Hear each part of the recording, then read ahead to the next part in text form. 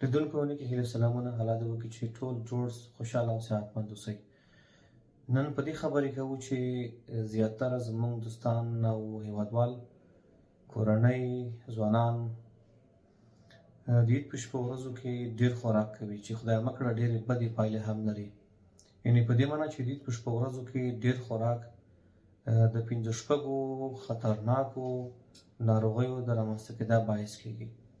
لومړی عام مرض دا دی چې غذایي تسمم پیدا کېږي. دغسې خلک زړه بدوالی پیدا کوي، دوی استفراقات کوي، اسهال کېږي او خدای مه کړه په عاجل روغتون کې عاجل وارډ کې بستر کېږي او دوی روغتون ته اړ کېږي.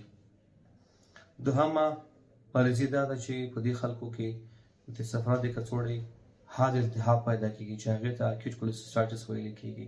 د دوی د ګېډې په ښي برخه کې پورتنۍ ښي خوا کې ناڅاپي درد پیدا کېږي او خدای مه کړه دغه پیښه بیا عاجل عملیات غواړي.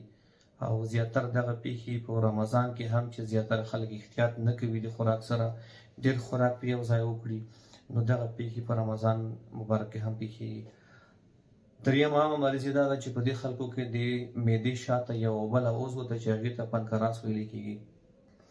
نو د پنکراس حاد التهاب پیدا کېږي چې دې ته طب په اصطلاح کې اکیوټ پنکریاټایټس ویل کېږي. دا هم په دې مریضۍ کې د ګېډې په مرکزي برخه کې شدید دردونه پیدا کېږي چې د معدې شاته ملا ته هم انتقال کوي.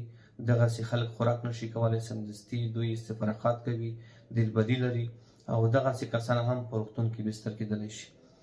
بله مهمه مریضي دا ده چې په دې کسانو کې حاد اپنډیسایټس پیدا کېږي.